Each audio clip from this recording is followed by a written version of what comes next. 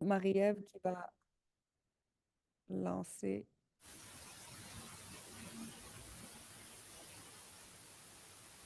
C'est Marie-Ève qui...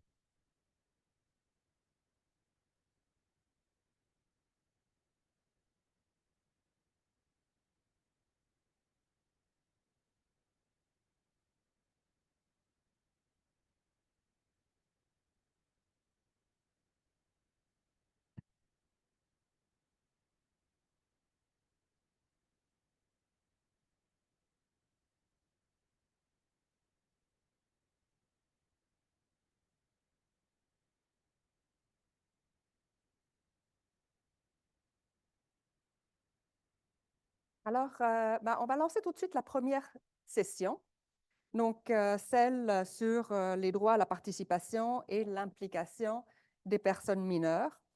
Et donc, la première session ici traite de la participation des enfants et des jeunes, qui est devenue véritablement, là, je disais, un incontournable dans toutes les approches qui sont fondées sur les droits des enfants. Alors, nous allons entendre différentes expériences d'implication d'enfants en milieu urbain au Québec. Nous allons entendre également de défis et de stratégies pour inclure des enfants qui sont souvent exclus dans la recherche, ainsi que de défis de la participation d'adolescentes, d'adolescents dans différents contextes. Valérie, est-ce que l'enregistrement est lancé? Oui, merci. Donc, la première communication ici porte sur les comités d'enfants experts, réalisation du droit à la participation et développement durable des collectivités, perspectives issues de la pédiatrie sociale en communauté.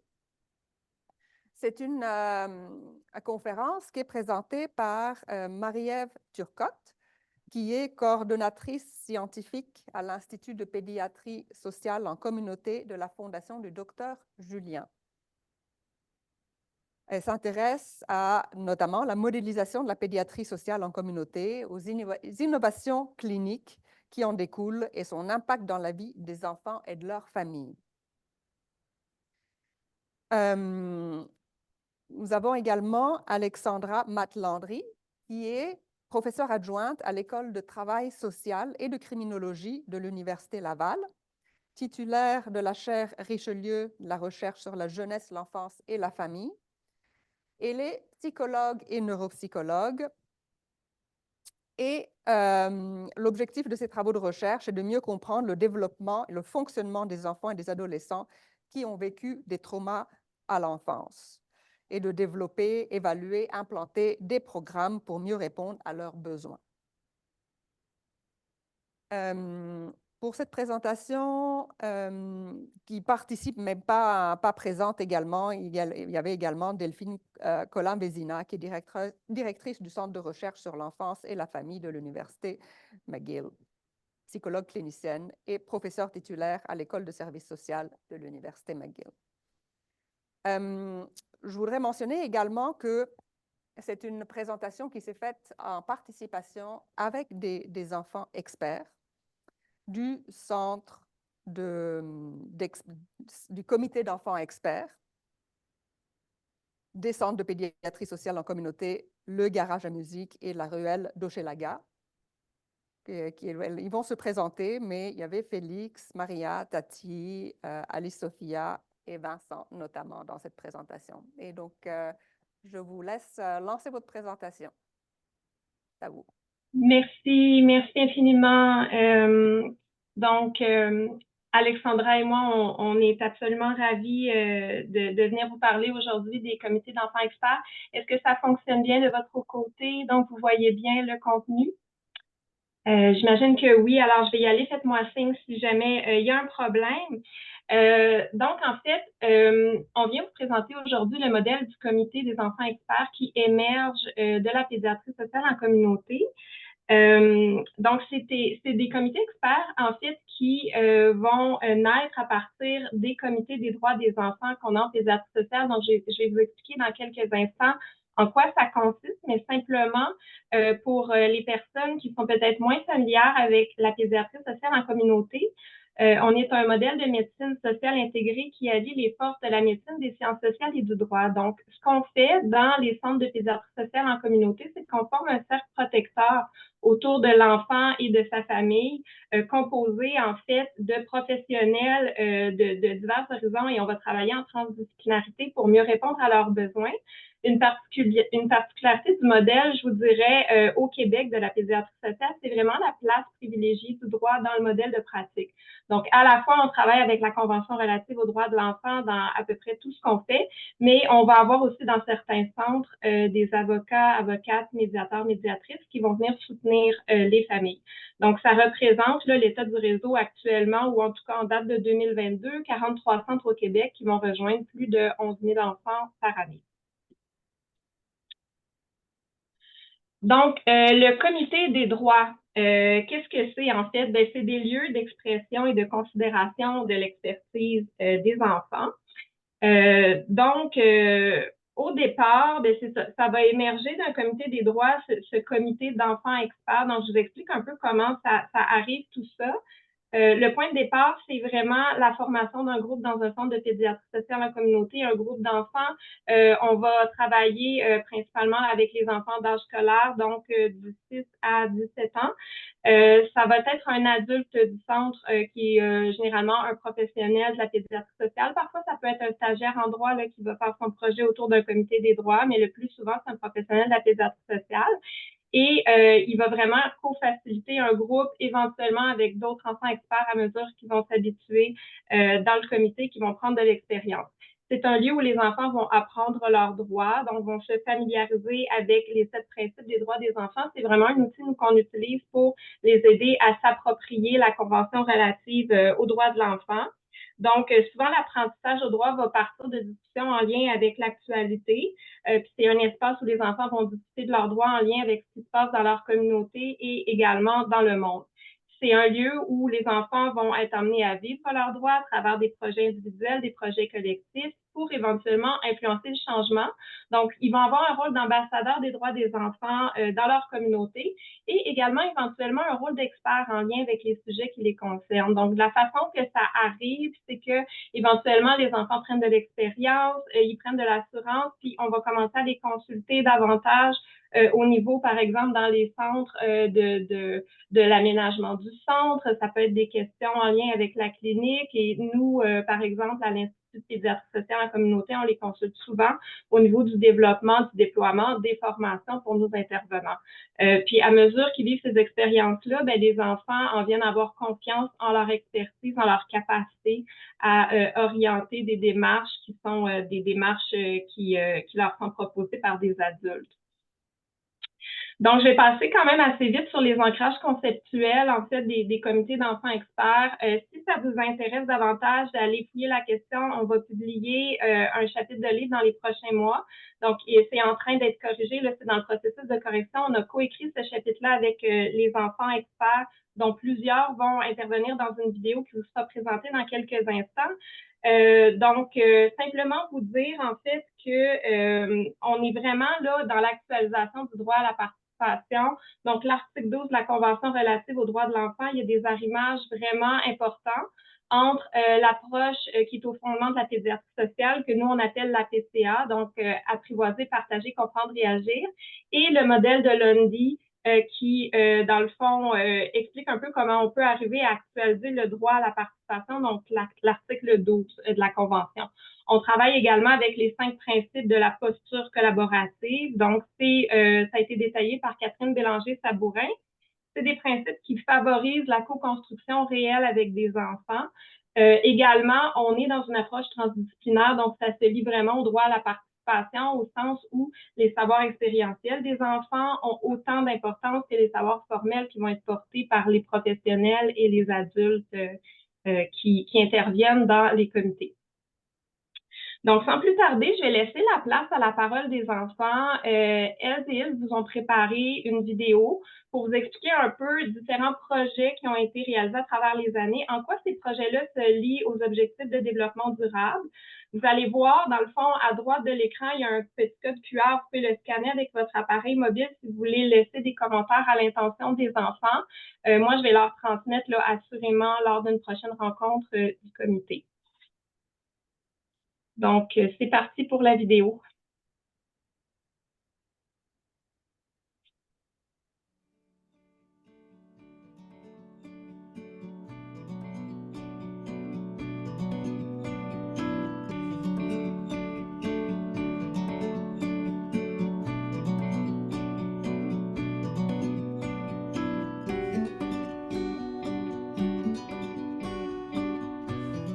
Salut, mon nom est Alice Sophia.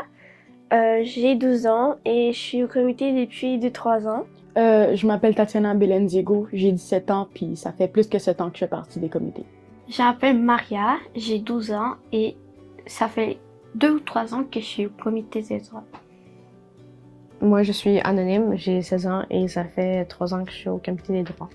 Je m'appelle Vincent Cadieux, j'ai 16 ans et je participe au comité des droits depuis 3 ans à peu près. Bonjour, Félix Rouleau. J'ai 9 ans et ça fait peut-être 5 mois que je suis dans le comité et plus. Le comité du droit des enfants, qui est aussi un comité d'enfants experts. C'est un groupe de jeunes s'éduquant et agissant sur les droits des enfants suivant les 7 principes résumant la Convention relative aux droits de l'enfant. Nous sommes un groupe de jeunes désirant changer le monde et faire une différence. Ce comité est par et pour les enfants. Les adultes sont présents afin de nous accompagner et assurer que notre voix soit entendue. Nous avons monté plusieurs projets afin de promouvoir le droit des enfants, dont les projets qui vous seront présentés.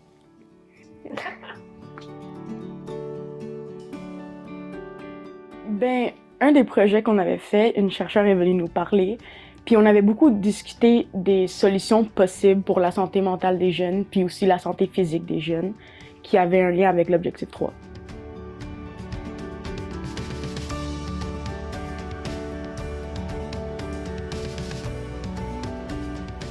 Alors, le plugging, on avait invité des familles du quartier à venir faire le plugging avec nous.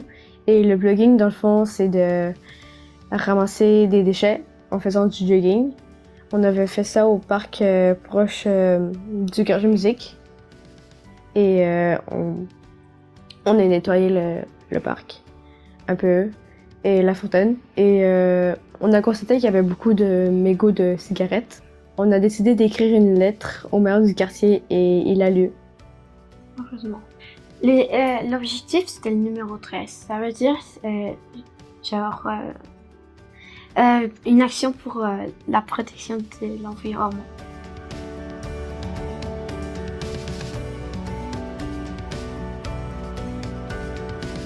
Le comité des droits a souvent été approché afin d'éduquer sur les droits de l'enfant lors de différents événements.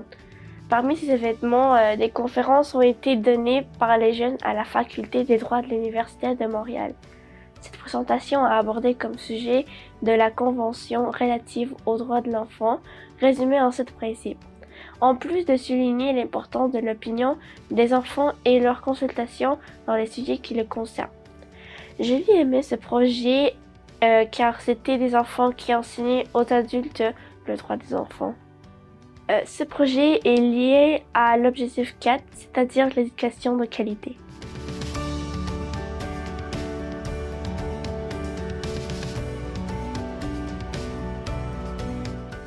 C'était un projet qu'on devait faire sur l'environnement, qu'on devait ensuite présenter à l'ONU.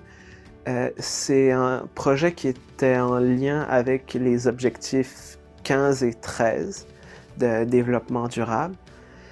Et dans le fond, ce que c'était comme projet, c'est étant donné qu'on était 4 jeunes qui allions au garage à musique et que nous pratiquions des instruments de musique et que nous allions à l'orchestre, on a décidé que, étant donné qu'à la fin de l'année, souvent, on fait un concert, d'utiliser l'argent récolté par les billets de ce concert pour planter des arbres. Et toute l'organisation de ce projet, du début à la fin, a été riche en expérience et nous a appris pas mal d'affaires pour créer ces projets et pour le futur. Et ça a été une bonne base sur laquelle ensuite le comité des droits a pu apparaître. J'aime que des jeunes se réunissent pour parler sur leurs droits et aussi des sujets qui le concernent dans le monde parce que souvent on prend pas en compte l'opinion des jeunes et grâce au comité on peut s'ouvrir dans le monde et exprimer nos opinions. Ça m'apporte beaucoup de joie de voir tellement de jeunes impliqués à essayer de faire un changement. Puis honnêtement, pour la totalité des jeunes, je pense que ça aide beaucoup à juste savoir qu'on se fait écouter. C'est important que les adultes nous écoutent parce que aussi les enfants comme les adultes, on a le droit de l'expression. Selon moi, c'est important d'écouter et de considérer l'expertise des enfants dans les sujets qui les concernent parce que justement, ça les concerne des fois, les adultes. Avec le temps, ils sont un peu éloignés de ces sujets qui ne les concernent plus. Alors que les enfants sont directement concernés et impactés par cela. Et justement, vivant directement les conséquences de ces événements, ils ont une opinion un peu plus directe sur ce qui s'est passé.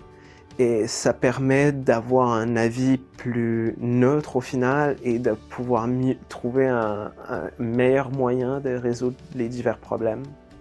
Je trouve que chaque jeune a son histoire à dire, puis ils ont vu des différentes perspectives de la vie. Donc je trouve qu'être capable de juste entendre toutes ces histoires-là, puis être capable de aider le reste des jeunes, c'est juste incroyable. Juste être capable de savoir que peut-être qu'il y a quelqu'un qui a vécu les mêmes affaires que toi ou que tu vas te sentir plus aimé, plus dans une société, puis ça va en tout aider les jeunes.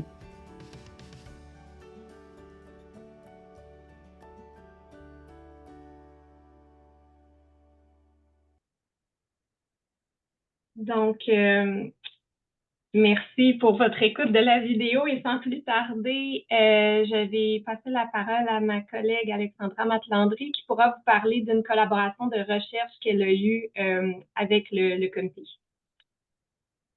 Oui, merci Marie-Ève. Alors effectivement, moi je suis une chercheuse qui a eu la chance de bénéficier finalement d'une expérience de collaboration avec le comité des enfants experts. Et pour ma part, en fait, j'ai consulté le comité pour la mise en œuvre d'un projet de recherche, vraiment dès l'étape de l'élaboration du projet et du protocole de recherche. Un projet de recherche qui se déroule au garage à musique, qui a été évoqué déjà à quelques reprises, qui est un centre spécialisé de pédiatrie sociale en communauté qui mise sur l'apprentissage et la pratique collective de la musique. Donc, avec le projet de recherche, on veut mieux documenter finalement l'effet de cette pratique spécialisée. Puis pour moi, pourquoi j'ai consulté le comité dans le cadre de ce projet?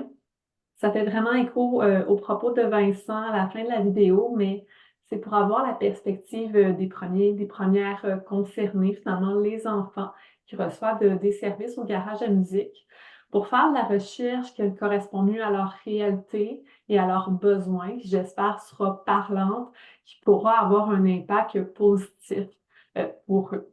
Comme chercheuse, j'ai effectivement pas cette perspective et puis j'ai besoin vraiment de consulter ces enfants qui sont les premiers concernés pour m'adapter au mieux à leur réalité.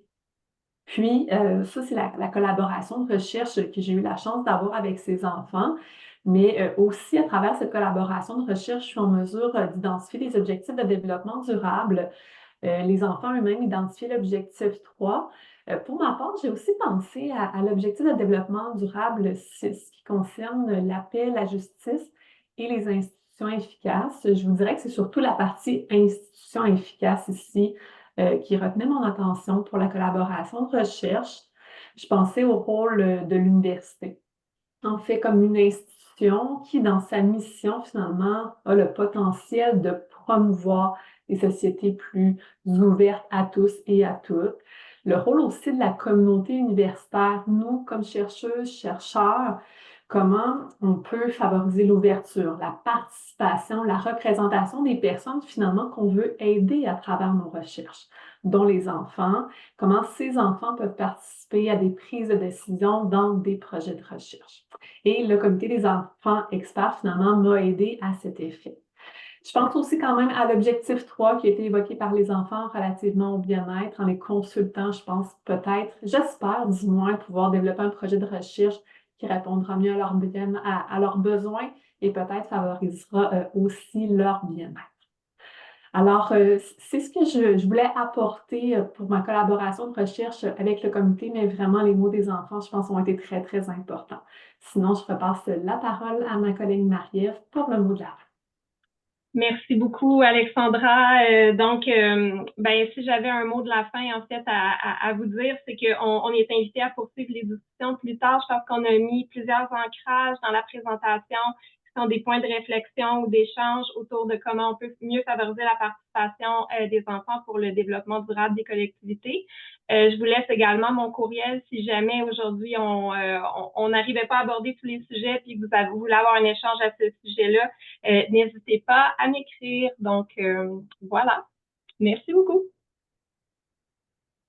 Merci.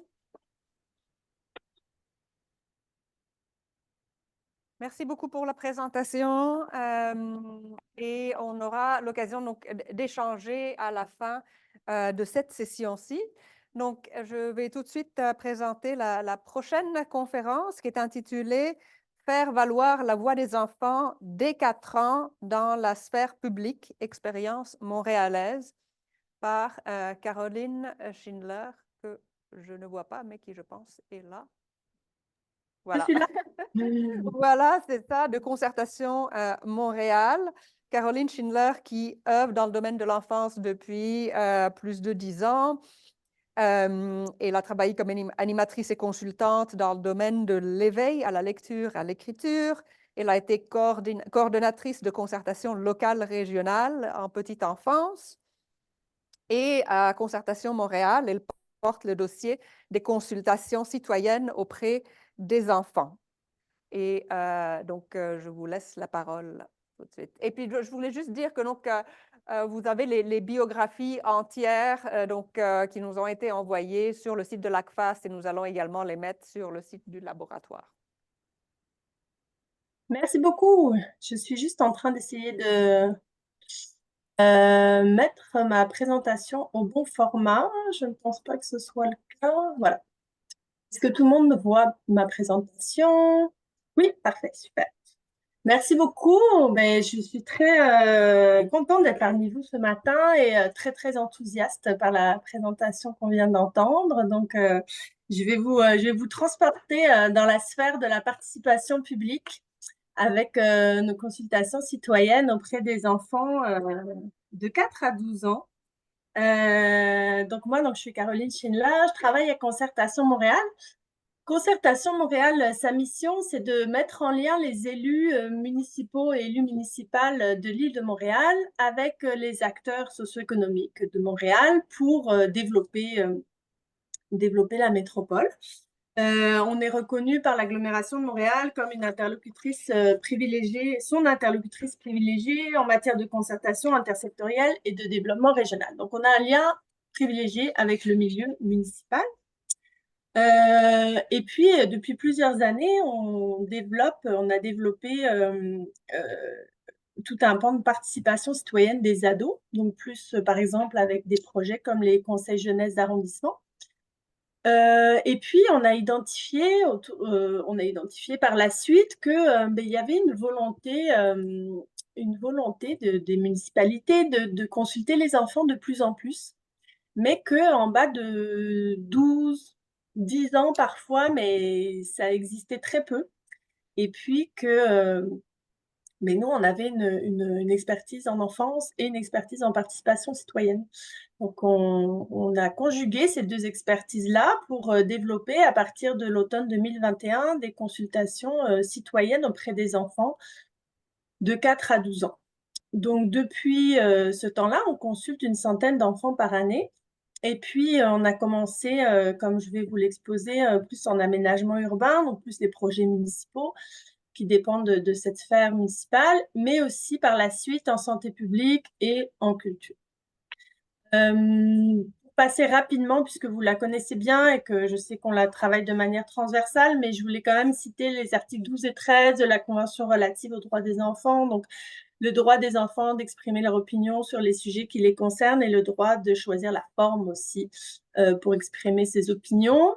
Et en termes d'objectifs de développement durable, on parle de ville et communauté durable pour le côté gestion participative, et puis paix, justice, institutions efficaces pour la participation et la représentation à tous les niveaux, et puis les institutions responsables et transparentes également à tous les niveaux. Alors, on rentre dans le vif du sujet avec notre projet pilote. Ça va être concret ce matin. On parle de quelques études de cas. Projet pilote, rénovation d'une pataugeoire. Donc, comme je vous disais, à l'automne 2021. Pour ceux qui connaissent Montréal, c'était dans l'arrondissement Villeray-Saint-Michel-Parc-Extension. Et à la demande de l'arrondissement, on a consulté les enfants parce que l'arrondissement voulait rénover une pataugeoire, donc c'était parfait pour aller consulter les plus jeunes enfants, comme on voulait les faire. On a consulté 77 enfants sur ce projet de 3 à 8 ans. Donc, comme tout bon projet pilote, ça nous a permis de déterminer certaines choses, y compris valider la tranche d'âge qu'on visait. Donc, on est allé valider qu'effectivement, à partir en bas de 4 ans, on consultait les parents. Donc ça, c'est à part les enfants, bon, les enfants de 3 ans et demi, 3 quarts, qui parlent vraiment très bien, mais pour consulter directement les enfants, à partir de 4, ça fonctionne mieux. Donc ça nous a permis d'aller valider ça. Et puis, on a mis au point aussi notre méthodologie de base, qui est très simple, qu'on a été validée avec l'Université de Montréal, avec Juan Torres, qui était là pour la conception de ce projet-là, ainsi que les partenaires de terrain qui connaissent, eux, très bien les enfants et les familles. Et donc, on est allé créer tout simplement une histoire interactive, théâtralisée. Pourquoi théâtralisée? Parce que on veut sortir de la relation un peu scolaire où l'enfant anticipe la réponse attendue par l'adulte et l'adulte induit un peu la réponse que l'enfant doit donner. Et donc là, pour vous donner un exemple, on a consulté pour la pataugeoire au mois de décembre. Donc, moi, en animation, je suis arrivée avec un grand chapeau de plage, une serviette, de la crème solaire, quasiment déguisée pour dire on part à la pataugeoire, on part dans l'imaginaire, on n'est plus à l'école, on n'est plus à la garderie, on va dans une autre dimension. Puis là, je veux vraiment écouter ce que vous avez à me dire. Donc, c'est comme ça qu'on prend ce regard un peu de côté pour dire aux enfants, on n'est plus dans cette relation. Après une discussion donc, sur laquelle on prend des notes, sur laquelle on pose des questions aux enfants, évidemment sur la pataugeoire qu'ils aimeraient et qu'est-ce qu'ils aimeraient dans leur pataugeoire. Bien évidemment, on a établi auparavant avec l'arrondissement ce qu'on pouvait faire ou pas faire, la marge de manœuvre que eux ils avaient pour changer la pataugeoire selon ce que les enfants exprimaient. Et puis après cette discussion, on les fait dessiner. Ça permet aux enfants qui sont moins à l'aise à l'oral en groupe, et ce qui est souvent le cas pour n'importe qui, mais les jeunes enfants en particulier. Ça permet à ces enfants-là de s'exprimer différemment, surtout qu'après, on vient les voir plus en individuel parce qu'on annote les dessins. Les dessins seraient recevables tels quels, mais nous, on a choisi de les annoter. On a choisi de les annoter en faisant attention à la façon dont on pose nos questions. C'est-à-dire, par exemple, ne pas arriver en disant « Tiens, tu as dessiné un lac alors que c'est en fait le ciel ». mais juste en disant ah, tu as mis du bleu, est-ce que tu peux m'en parler? Donc, d'avoir une posture pour influencer le moins possible les enfants. Et voilà, donc la matière qu'on analyse à la fin, c'est les notes prises pendant les discussions avec les enfants et les annotations des dessins. Souvent, on nous revient avec des commentaires comme « Oh, les enfants ont dû vous faire des commentaires farfelus, ont dû penser à des pataugeoires complètement incroyables. » Pas tellement. Oui, il y a eu quelques exemples, mais la plupart, vous pouvez voir sur le dessin, c'est tout à fait une pataugeoire très bien pensée. La plupart du temps, ils nous disent des choses qui sont très, très exploitables par une municipalité, comme par exemple, on veut un sol mou, comme dans les modules de jeu, pour ne pas se blesser quand on tombe. On veut un coin pour nos petits frères, nos petites sœurs, parce que nous, on est grands, on joue trop fort, on les éclabousse. C'est tout à fait des choses qu'on peut exploiter dans un projet d'aménagement de patauge. Donc là, on n'était plus dans le micro. L'année d'après, on est allé dans le macro, puisque la ville de Montréal planifiait son plan d'urbanisme et de mobilité, donc planification urbaine jusqu'en 2050. Il y a eu une grosse consultation publique, grand public, qui a été menée par l'Office de consultation publique de Montréal. Et dans le cadre de cette consultation-là, on a proposé de faire valoir la voix des enfants avec un rapport qui s'appelle « Raconte-moi ta ville », qui est d'ailleurs disponible sur notre site Internet. On a consulté 111 enfants de 4 à 12 ans et on a utilisé la même méthodologie d'histoire interactive et de dessin que je viens de vous exposer, mais cette fois, j'avais un petit extraterrestre, vous pouvez le voir sur la photo, qui venait visiter la ville. Donc, les enfants devaient lui raconter comment ça se passait sur le chemin de la garderie à la maison, comment c'était au parc. En tout cas, on avait des questions. On avait utilisé la consultation grand public et on avait rattaché les éléments qui pouvaient se rattacher à la vie des enfants. On les avait sélectionnés pour leur poser des questions. Et on est allé aussi dans les parcs avec, donc là, on voit annoter les dessins. On écoute beaucoup, on ne parle pas beaucoup quand on annote les dessins. Et des pictogrammes. Donc, dans les parcs, donc on s'installait dans les parcs à la rencontre des familles.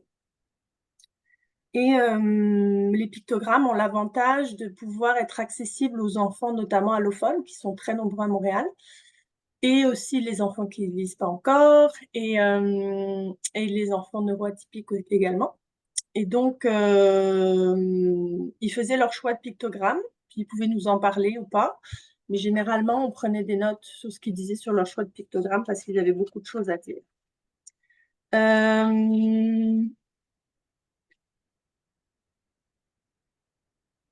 Donc ça, on a continué. Donc là, on était plus dans l'aménagement urbain. Comme je vous disais, à partir de 2023, on a un peu diversifié nos sphères, puisque on a utilisé notre lien avec la ville de Montréal et notamment le service des bibliothèques pour échanger sur la façon dont on pourrait croiser nos expertises et se soutenir dans nos missions respectives. Et le service des bibliothèques nous a mentionné que pour ce qui est des activités proposées en bibliothèque, c'est-à-dire les activités tournois de Pokémon, échecs, heures du compte, bricolage, toutes les activités proposées en bibliothèque la fin de semaine ou après l'école. Ils pourraient aller plus loin dans la consultation des enfants parce qu'ils font leur programmation en étant déjà à l'écoute des enfants puisque les bibliothécaires les voient beaucoup en animation, etc. Mais ils pourraient aller plus loin. Donc, on a fait une première phase, un projet qui s'appelle « Une bibliothèque qui me ressemble » et qui vise à mettre dans chaque bibliothèque de Montréal, qui le souhaite, un dispositif de consultation des enfants, tout simplement. Donc, on a consulté les enfants pour savoir comment ils voudraient être consultés. On a consulté 57 enfants en 2 fois sur ce projet et on leur a posé des questions comme déjà sur leur connaissance des activités à la bibliothèque, mais aussi sur, par exemple, est-ce que tu voudrais que mettre tes idées sur un grand tableau blanc et que tu puisses rebondir sur les idées des autres et répondre, ou alors avoir quelque chose de plus discret, plus anonyme. Et puis clairement, c'est la boîte à idées qui a plus reçu d'intérêt. Donc, on a abouti à quelque chose de très simple, un catalogue de pictogrammes, une boîte à idées et aussi du matériel de dessin. Donc, c'est simple, c'est facile à utiliser pour les bibliothécaires, c'est facile à transporter hors les murs parce que les bibliothèques aussi ont une mission hors les murs très importante.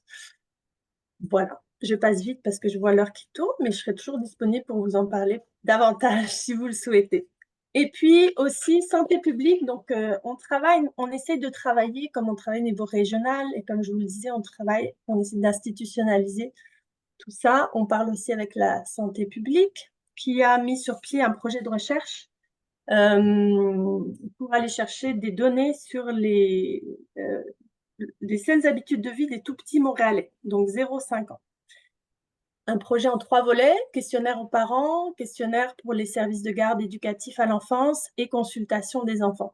Et ce qui est intéressant dans ce projet-là, c'est que le volet consultation des enfants a été pensé dès le début avec les 2 autres volets adultes. Il y a une chercheuse, Véronique Gosselin, qui chapeaute les 3 volets. Et toutes les étapes de la consultation des enfants, on les a validées avec elle pour être sûr que la parole des enfants puisse être prise en compte au même titre que celle des adultes dans l'analyse finale. Donc là, il y a un rapport méthodologique qui est disponible, qui va être disponible bientôt sur notre site internet. Les résultats de ce projet-là vont être disponibles d'ici la fin de l'année. Et puis, la santé publique aussi à Montréal s'est approprié la démarche, après qu'on en ait beaucoup discuté, pour aller consulter les enfants sur l'ECDEM, en fait, l'enquête sur le développement des enfants à la maternelle. Ils ont fait une tournée pour en parler aux parents. Et quand ils vont en parler aux parents, ils vont aussi consulter les enfants. Donc, ils se sont appropriés cette démarche-là d'aller consulter les enfants pour ce projet. Donc, le changement de point de vue. Ça paraît peut-être évident pour des personnes qui travaillent avec les enfants, mais quand on parle à des adultes qui n'ont pas l'habitude de travailler avec les enfants, il faut penser qu'on change de paradigme quand on parle de consultation des enfants. On remet en question le rapport de pouvoir qui est déséquilibré entre les adultes et les enfants. Et donc, la non-influence de leurs paroles dont je parlais tout à l'heure, je passe très vite, mais je pourrais en parler plus longtemps. Je voulais apporter quelques nuances méthodologiques. Contrairement au projet précédent, contrairement à la plupart des projets de recherche, où on voit le même groupe plusieurs fois, nous, on va voir les enfants une seule fois. Donc, c'est une façon de faire, c'est une limite, parce qu'il y a certaines choses qu'on ne peut pas forcément creuser. Mais en même temps, on peut aller voir pas mal d'enfants. Pour les projets par exemple, d'aménagement urbain, c'est quand même intéressant. L'autre chose, c'est le retour aux enfants. Ça, c'est une limite qui n'est pas propre aux consultations citoyennes auprès des enfants. C'est une question de participation publique générale qui n'a pas à ce jour trouvé vraiment de réponse. Mais le retour aux enfants après la consultation, c'est difficile parce que les projets d'aménagement urbain, par exemple, et le temps des enfants, c'est difficilement compatible. Pour vous donner une idée, la pataugeoire dont je parlais tantôt, donc pour laquelle on a consulté à l'automne 2021, elle n'est pas encore rénovée. Donc, on ne peut vraiment pas aller revenir aux enfants en leur disant « voici ce qui est arrivé suite à ce que vous nous avez dit ». Par contre, en bibliothèque, là, le retour peut être beaucoup plus direct. On fait cette activité parce qu'on a reçu 5 fois la demande dans la boîte à idées, etc. Donc là, il y a des projets qui s'y prêtent mieux. Les retombées pour les adultes, il y a vraiment une idée d'innovation. Effectivement, même si je disais qu'ils étaient très pragmatiques, c'est une façon de penser hors de la boîte. Les enfants, eux, ne pensent pas forcément hors de la boîte, mais le fait d'écouter les enfants pour les adultes, ça, c'est penser hors de la boîte. Éviter les angles morts, parce qu'on a tous nos biens conscients, puis pratiquer ce changement d'angle dont je parlais tantôt pour écouter les enfants, ça permet de prendre d'autres chemins de pensée. Et puis aller vers plus d'inclusivité, parce qu'on parle d'une bonne partie de la population qui n'est pas écoutée. Donc, les écouter, c'est sûr que c'est aller vers des politiques plus inclusives. Pour les enfants, on parle bien sûr d'un éveil à la citoyenneté. On essaye de semer ces graines-là. Nous, dans notre équipe Vie démocratique, on travaille dans un continuum de 4 à 30, 35 ans. Donc, on part du principe qu'on ne peut pas demander aux enfants à 18 ans tout d'un coup de devenir citoyens et d'avoir une opinion et de voter. Ça se cultive. Donc, leur faire comprendre que leur voix compte, qu'ils peuvent la donner, qu'ils sont des citoyens aujourd'hui, pas des citoyens de demain, mais des citoyens à proprement parler aujourd'hui, et qui cultivent tout ça pour pouvoir être, vivre leur citoyenneté à l'âge adulte. On sensibilise beaucoup les adultes parce que ce sont eux qui prennent les décisions, c'est eux qui font les projets et on pense que si on veut que les enfants soient plus consultés, il faut qu'on en parle beaucoup aux adultes et qu'on leur explique comment ça fonctionne, comme je suis en train de le faire. Et donc, l'ACFAS, la participation citoyenne, toute la sphère de la participation citoyenne, on en parle beaucoup, aménagement urbain, mais aussi directement aux élus, aux décideurs municipaux et aux personnes de l'administration. Voilà. En fait, aux acteurs, actrices de changement dont vous faites partie aujourd'hui. Donc, merci beaucoup de m'avoir écouté et j'ai bien hâte d'entendre les prochaines présentations.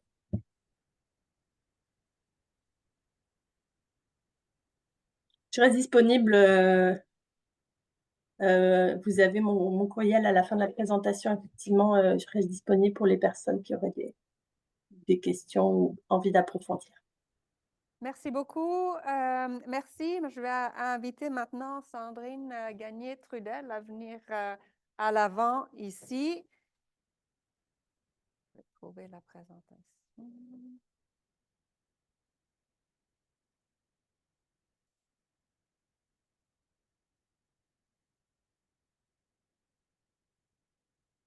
Oui, c'est bon. Ah, ok. Alors voilà.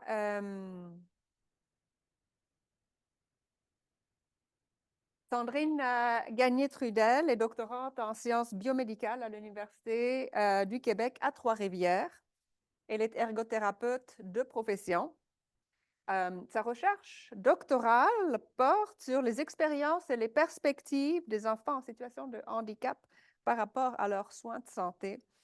Et elle va nous parler des défis, des stratégies favorables à la participation des enfants en situation de handicap dans la recherche phénoménologique. Je vais vous passer le micro. Je vais partager l'écran avec...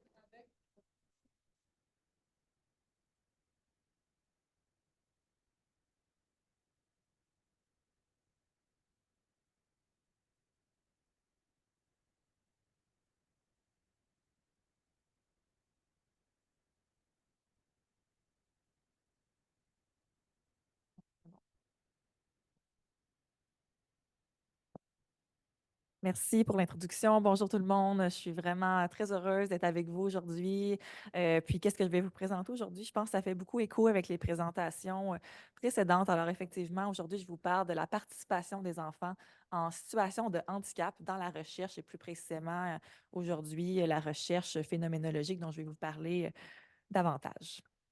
Alors, j'aimerais commencer par vous présenter une statistique que j'ai trouvée de mon côté assez préoccupante. En fait, c'est une méta-analyse de Main et Howitt qui ont publié en 2015 qui dit que la majorité, soit 65 des études qui s'intéressent à l'enfance, ici dans le domaine de l'éducation, campent les enfants dans un rôle qui sont non participatifs. Alors, Main et Howitt ont constaté que les enfants avaient un rôle justement qui était plus instrumental. Les enfants ne pouvaient pas apporter leur contribution personnelle, puis les données avaient un fort parti pris centré sur les adultes. Alors, on parlait vraiment ici de recherche sur les enfants, mais les enfants agissaient ici comme objet d'étude. Je n'ai pas trouvé de méta-analyse ou de données similaires dans d'autres domaines, comme le domaine de la santé, par exemple, mais par ma recension d'écrit, j'ai l'impression que les chiffres doivent être quand même relativement similaires. Le fait que la recherche sur les enfants, avec les enfants, soit insuffisante, bien, ça a des impacts sur la justice épistémique, compte tenu que bien, ça fait en sorte que leurs besoins demeurent mal compris, les ressources qu'on développe pour eux demeurent peu adaptées, compte tenu que dans le développement des connaissances, bien, les cadres interprétatifs demeurent adulto-centrés. et que finalement, les savoirs expérientiels des enfants, ben, ils demeurent invisibilisés. Le fait que aussi la recherche avec les enfants soit insuffisante, ben, c'est préoccupant aussi sur le plan de leurs droits et aussi sur le plan de l'atteinte des objectifs de développement durable. Si je commence par vous parler, ben, l'article 12 qu'on a déjà vu plus tôt de la Convention relative aux droits de l'enfant qui a été ratifiée par le Canada en 1991, qui stipule que tous les enfants ont ce droit d'exprimer, bien sûr, les opinions sur toutes les questions qui les concernent, mais aussi que leur opinion soit dûment prise en considération. Si j'ajoute à ça l'objectif 16 des objectifs de développement durable, donc cet appel à l'action qui a été lancé par les Nations unies, qui soutient qu'on doit faire en sorte que la participation et la représentation à tous les niveaux caractérisent la prise de décision. Alors, si on juxtapose à la fois cet article 12, ce droit à la participation, ajouté avec l'objectif 16, mais ça apporte une certaine responsabilité auprès des chercheurs et des chercheuses, un certain impératif pour passer de la recherche sur les enfants en tant qu'objet d'étude vers la recherche avec les enfants en tant que participants, en tant qu'acteurs sociaux, comme Caroline le disait plutôt, pas juste comme des citoyens de demain, comme des citoyens d'aujourd'hui qui peuvent nous aider à comprendre le monde complexe dans lequel on vit. Et ce courant de recherche avec les enfants, mais c'est vraiment cohérent avec la recherche qualitative et en particulier, bien, l'approche de recherche qui m'intéresse, la recherche phénoménologique. En fait, cette approche, c'est une approche de recherche qualitative qui est vraiment très connue, qui est bien établie dans le domaine de la recherche qualitative, puis c'est vraiment intéressant pour faire la recherche avec les enfants parce qu'en quelques mots, la recherche phénoménologique, il s'agit de comprendre un phénomène, mais cette approche-là dit, OK, mais pour comprendre ce phénomène-là, il faut aller voir les personnes qui sont directement touchées par le phénomène, celles qui le vivent de près. Alors, ça rend ça particulièrement intéressant quand on s'intéresse aux phénomènes qui touchent les enfants. Bien, la recherche phénoménologique dit, bien, OK, mais on doit aller voir les enfants directement pour mieux comprendre. Comme mentionné au début, ben moi, la population qui m'intéresse, c'est les enfants qui vivent des situations d'handicap. Selon un récent recensement mené au Québec, qui représenterait au moins 16 de la population des enfants. Vous ne serez peut-être pas surpris d'apprendre si de la recherche avec les enfants est limitée. Alors, imaginons la recherche avec les enfants qui vivent des situations d'handicap. Souvent, la recherche est limitée aux enfants qui sont plus vieux, qui sont plus éloquents. Parfois, on exclut explicitement les enfants qui vivent des situations d'handicap. Donc, on voit qu'on tend à valoriser dans la recherche certaines voies au détriment de d'autres. Cependant, la recherche phénoménologique avec les enfants en situation de handicap, bien, les chercheurs perçoivent que c'est complexe et c'est amplifié parce que les discussions méthodologiques actuellement elles sont insuffisantes. On a constaté qu'il y avait très peu de discussions méthodologiques pour tenter de voir c'est quoi les stratégies pour favoriser la participation de ce groupe-là à la recherche. Alors, c'est dans cette optique-là que notre but, dans le but de rendre accessible la recherche phénoménologique, l'objectif de notre recherche était de cerner les défis et répertorier les stratégies utilisées pour faire participer les enfants en situation de handicap dans les études phénoménologiques. Donc, c'est de dire, bien, il y a des équipes de recherche qui ont sûrement réussi à faire de la recherche avec ce groupe-là. Alors, c'est quoi les stratégies qu'ils ont mis en place pour y parvenir? Alors, au niveau de notre méthode, on a fait une revue méthodologique. En fait, ça, c'est faire de la recherche sur la recherche. C'est un peu le principe. Alors, on est allé voir dans la littérature, on a fouillé dans 6 bases de données. On a sélectionné les articles qu'on trouvait pertinents à demande. Il fallait que les articles répondent à certains critères d'inclusion précis. Donc, il fallait qu'ils rapportent, bien sûr, des études phénoménologiques menées avec des enfants âgés entre 0 et 18 ans qui avaient une affection de santé reconnue. Puis, on a extrait les données par rapport aux méthodes des études à demande, puis on a évalué la qualité de ces études-là avec le cadre d'évaluation proposé par DeWitt et Ploeg, vraiment dans le but de donner plus de poids aux études qui sont rigoureuses dans l'analyse. Puis justement, notre analyse, c'était une analyse inductive de contenu soutenue du logiciel NVivo. Alors, on a pu inclure 13 études phénoménologiques qui ont été menées avec des enfants âgés entre 7 et 18 ans, avec une prédominance de la tranche d'âge d'enfants âgés entre 7 et 11 ans. Les enfants avaient différents diagnostics, par exemple des troubles de santé mentale, la paralysie cérébrale ou encore des troubles visuels. Puis la plupart des études ont été menées en Amérique du Nord et en Europe. Alors, si on rentre dans le vif du sujet, Le premier défi qui a été identifié, celui du consentement, et plus précisément le consentement éclairé, parce que les équipes de recherche étaient un peu tiraillées d'une part avec leur désir de respecter l'autonomie décisionnelle des enfants, mais de l'autre part un peu plus avec une approche plus protectionnelle, avec le désir que les enfants, on protège leur bien-être, on assure leur protection, leur sécurité. Et ça se manifeste d'ailleurs avec les stratégies que les équipes de recherche ont mis en place. Donc, d'une part, ils ont impliqué de tierces personnes qu'ils identifiaient comme étant protectrices. Donc, ils impliquaient les parents, ils allaient les voir dans un premier temps pour leur demander le consentement pour que leur enfant participe à la recherche. Puis, une fois que ce consentement-là était obtenu, ils allaient voir les enfants directement pour leur transmettre des informations sur les paramètres de l'étude, le but de l'étude, la nature, les avantages, inconvénients, etc., dans une façon accessible pour l'enfant, pour que l'enfant, par la suite, partage son assentiment ou son dissentiment à participer à l'étude. Et en cas de dissentiment, ça primait sur le consentement initial du parent. Donc, c'est le moyen que les équipes de recherche ont mis en place pour que, quand même, que les enfants puissent s'exprimer sur leur désir de participer ou non à la recherche.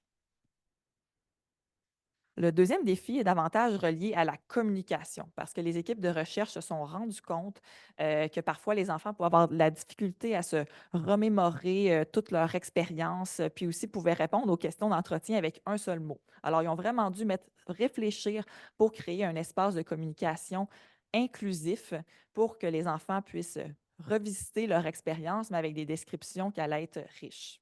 Alors, parmi les stratégies qu'ils ont mis en place, il y a l'utilisation des médiums créatifs, par exemple le dessin ou la photographie, pour soutenir l'expression des enfants.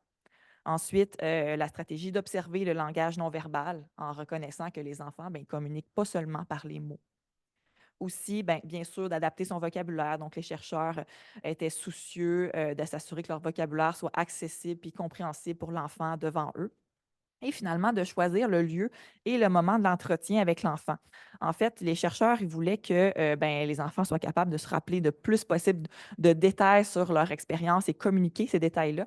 Alors, ils ont choisi un lieu d'entretien qui était en résonance avec le phénomène qui était étudié.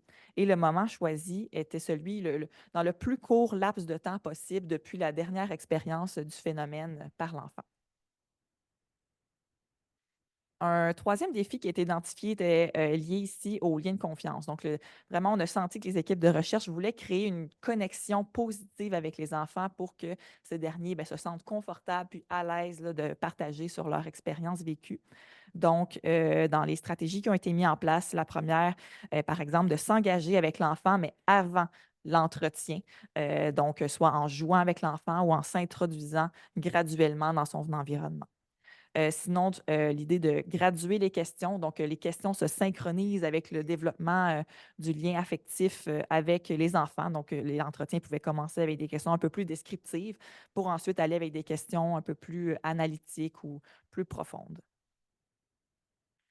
Et enfin, le dernier défi, et non le moindre, qui était, je pense, le plus important, c'est celui de la relation de pouvoir. Comme mentionné au début avec l'article 12, les enfants ont ce droit de s'exprimer librement et les équipes de recherche étaient bien conscients du déséquilibre de pouvoir qui existe entre les enfants puis les chercheurs adultes, puis ils ont tenté de naviguer ça, disons, avec minutie. Donc, parmi les stratégies, il y avait celle de gérer la participation des parents, parce que les chercheurs avaient ce désir-là que les enfants puissent s'exprimer sans crainte de contrarier leurs parents ou sans leur influence indue. Alors, certains ont choisi de mener l'entretien en face à face avec l'enfant seulement. Ou encore, une autre stratégie était de clarifier la posture des enfants en leur réaffirmant qu'ils sont les experts de leur propre situation. Alors, en résumé, l'objectif de notre recherche était de rendre les stratégies méthodologiques plus accessibles dans la recherche phénoménologique avec les enfants en situation de handicap. La recherche phénoménologique étant un courant très important de la recherche pour apprendre à partir de l'expérience des enfants. Puis, il y a différents défis qui ont été relevés, par exemple au niveau du consentement, de la communication, du lien de confiance ou de la relation de pouvoir. Face à ces défis, les chercheurs ont mis en place de nombreuses stratégies et on a constaté que la plupart de ces stratégies-là ont été mises en place au niveau de l'étape de la collecte de données dans la recherche. Et ça faisait un peu sens parce que les quelques ouvrages méthodologiques qui existent pour faire participer les enfants se situent principalement au niveau de cette étape de la collecte de données. Donc, c'est sûr que ça nous a amené une réflexion de dire est-ce que la recherche est vraiment juste, elle est vraiment respectueuse de leurs droits, dont leur droit à la participation, si au final la recherche s'oriente autour de questions qui sont importantes pour les adultes, puis que par la suite, les données sont sélectionnées, analysées, puis disséminées, mais toujours à travers le prisme de l'adulte. Donc, pour nous, c'était une réflexion qui est ressortie de ce travail de recherche. Alors, en conclusion, l'inclusion des enfants dans la recherche, mais ça passe par une réflexion sur l'ensemble du processus de recherche pour les faire participer de façon significative et authentique. Puis, à notre avis, cette réflexion-là est nécessaire pour transformer la recherche en un levier pour une justice épistémique durable. Alors, je vous remercie pour votre écoute.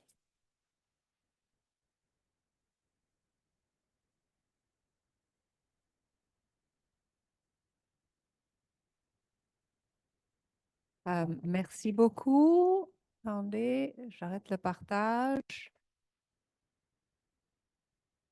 Nous allons passer à la prochaine présentation. Quels enseignements pouvons-nous tirer de l'exploration des représentations paysagères des personnes adolescentes touchées par des enjeux de justice environnementale? Et nous avons ici donc Iseut Séguin Aubé avec nous en présentiel, qui est doctorante en aménagement à l'Université de Montréal. Elle a un parcours académique et professionnel multidisciplinaire. Et elle va pouvoir, donc elle le fait, tisser des ponts entre les sciences sociales et l'architecture de paysage. Je passe la parole et je vais trouver une présentation.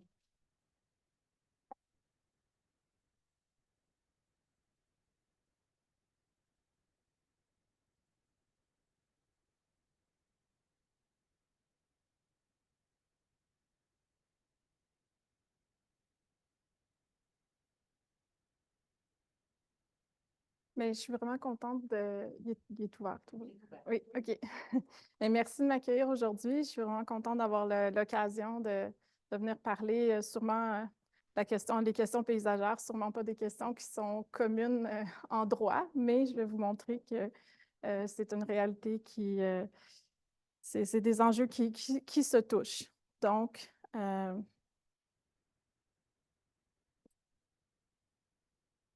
ne sais pas si... D'accord. Donc, mon projet de recherche doctorale, la question qui est explorée, la question principale qui est explorée, c'est de se demander comment est-ce que les représentations sociales du paysage peuvent influencer les sentiments de bien-être et le niveau de bien-être auto-perçu des personnes adolescentes, mais qui sont touchées par des enjeux d'équité environnementale. Les objectifs qui sont explorés dans la recherche, entre autres, de mettre en lumière des dimensions qui sont plus sensorielles et expérientielles. Donc, on en a parlé un peu. Donc, je suis bien contente. Ça s'inscrit un peu dans les thèmes qui sont discutés aujourd'hui.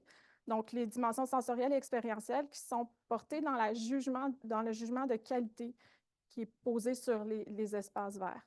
Donc, ensuite, il y a la question de l'exploration des dimensions de sentiments auto-perçus de bien-être, puis de vérifier si les dimensions qui sont valorisées par les personnes adolescentes dans les espaces verts se retrouvent ou non dans ces espaces-là.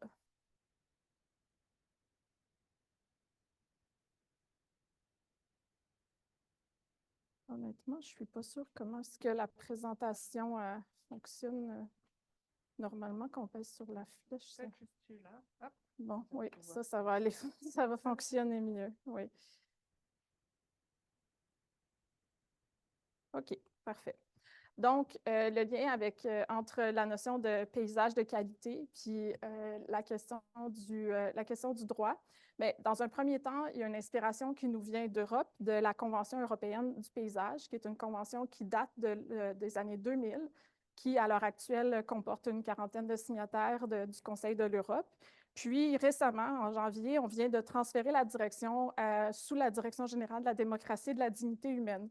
Donc, c'est vraiment moi, je l'interprète comme une volonté d'affirmer ce lien-là entre les droits à la démocratie et les notions de paysage. Donc, Ça ne s'applique pas légalement nécessairement au Québec, mais c'est quelque chose qui a été une source d'inspiration puis une étude de cas dans le domaine du paysage.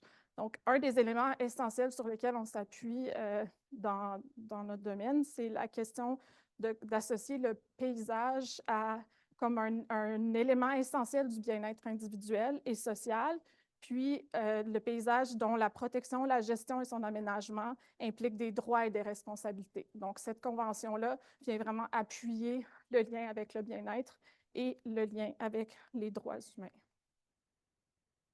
Donc, les espaces verts contribuent à la santé et au bien-être des êtres humains de manière générale, incluant les enfants, mais de manière générale, de différentes manières. Ce schéma-là est... On va le mettre au complet pour voir. C'est inspiré d'un modèle qui a été développé par Markevich, que j'ai remis en forme. Donc, l'idée, c'est que les espaces verts peuvent influencer notre bien-être, notre santé mentale, notre bien-être physique de différentes façons. On a les voies de mitigation, qui sont les manières qui sont un peu indirectes d'une certaine façon. C'est des endroits, c'est des bienfaits qui ne nécessitent pas nécessairement notre présence dans un espace vert pour qu'on puisse en bénéficier. Donc, on peut penser à la question de la réduction des risques environnementaux, la pollution aérienne, les îlots de chaleur. Ensuite, il y a les voies de restauration, qui sont tous les bienfaits qui impliquent plutôt une présence physique dans un espace vert, qui vont venir de la restauration, par exemple, de l'attention, la récupération psychophysique du stress. Donc ici, on est beaucoup dans des bienfaits qui découlent, qui sont sur le plan à la fois physique potentiellement, mais au niveau de la restauration, c'est tous les bienfaits qui permettent de gérer notre stress, gérer notre anxiété. Et finalement, les voies d'instauration, mais c'est tous les voies qui sont le travail qu'on peut faire en santé publique pour renforcer les capacités, pour permettre d'augmenter l'activité physique, ce genre de choses-là. Puis, bon, comme on le voit dans le modèle, ces éléments-là ne sont pas séparés, c'est des choses qui sont en interrelation constante.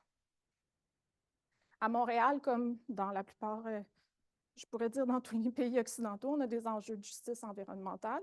Dans le contexte montréalais, on retrouve ces enjeux-là qui touchent de manière plus particulière, ça aussi c'est commun partout en Occident, la question des communautés qui sont touchées par un statut socio-économique plus faible.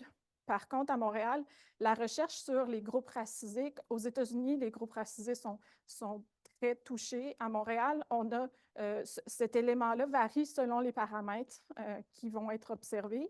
De manière générale, le statut socio-économique joue de manière plus importante dans le contexte montréalais que la question des groupes racisés. Par contre, puis ça, c'est un élément que je commence à explorer dans ma propre recherche, quand on prend en considération non pas par exemple, le nombre, l'espace, la quantité d'espace vert en proportion de la taille d'un arrondissement, mais quand on considère la densité de population, à ce moment-là, on commence à avoir un portrait différent qui peut émerger des arrondissements. Ceux qui connaissent Montréal, je ne veux pas être trop montréalocentriste, mais ceux qui connaissent Montréal, des arrondissements comme Côte-des-Neiges ou Montréal-Nord ont une densité de population quand même assez importante, avec des communautés immigrantes qui... Donc, si on prend cet aspect-là, on peut aussi avoir une variété dans le portrait.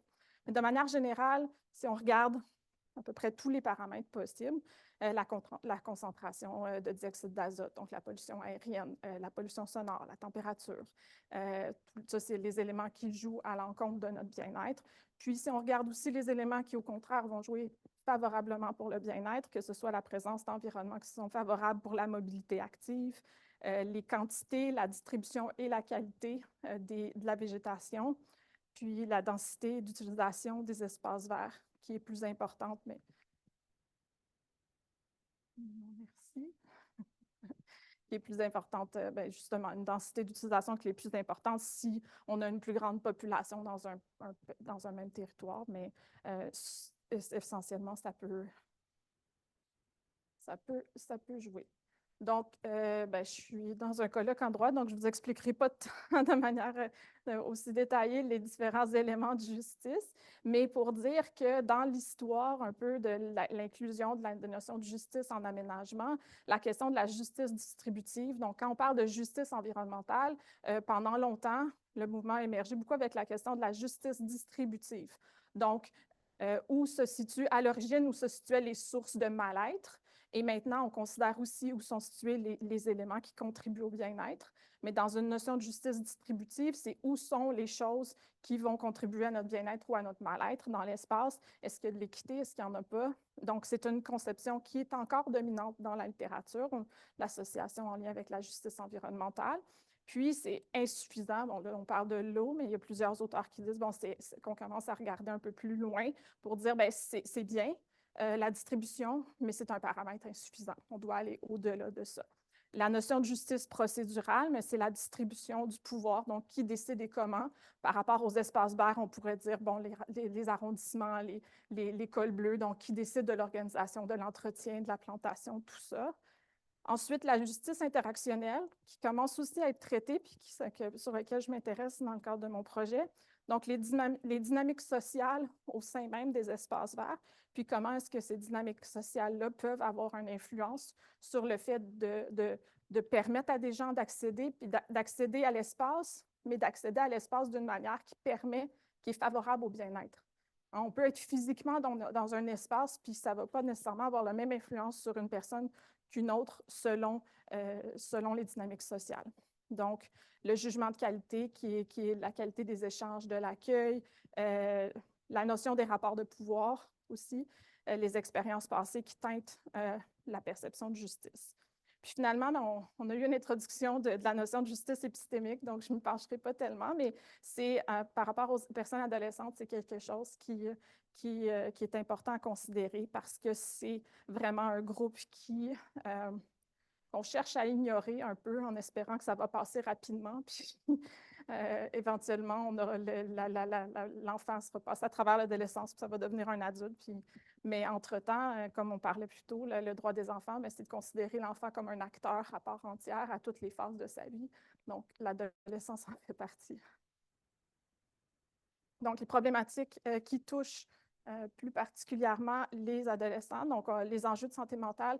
De manière générale, la dépression à l'échelle mondiale pour tous les groupes d'âge, c'est quelque chose qui est à la hausse, l'anxiété, mais les enjeux de santé mentale chez les personnes adolescentes puis les jeunes en général, c'est quelque chose qui est en augmentation. L'adolescence, c'est une période à laquelle, de manière générale, depuis toujours, c'est avec le développement hormonal, avec le développement humain, c'est une période où plusieurs enjeux de santé mentale émergent. Que ce soit des enjeux qui sont plus liés à une question de l'environnement dans lequel on a grandi ou plutôt les paramètres génétiques. Mais de manière générale, on voit, disons, de 14 ans jusqu'à 25 ans, c'est la période où aussi on a des enjeux de santé mentale qui risquent d'émerger le plus à cette période-là. Cette phase-là de la vie, l'adolescence, est généralement, si on regarde la littérature, étudiée dans une perspective plutôt médicale. Donc, la question de l'expérience, puis encore plus des expériences paysagères, ce n'est pas quelque chose qui est généralement envisagé.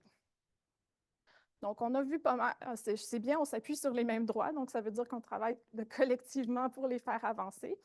Pour la reconnaissance du droit à des espaces verts de qualité, donc l'ONU reconnaît le droit à un environnement propre, sain et durable. Puis, l'objectif de développement 11, mais le 11.7 en particulier, reconnaît aussi l'importance, comme objectif de développement durable, de donner accès à des espaces verts qui sont sécuritaires. Donc, la notion de qualité varie.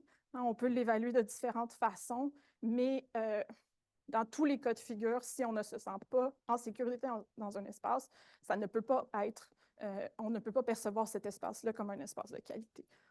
Ensuite, bon, le droit à la santé qui est reconnu par l'OMS, puis la santé qui est reconnue ici comme un état complet de bien-être physique, mental et social.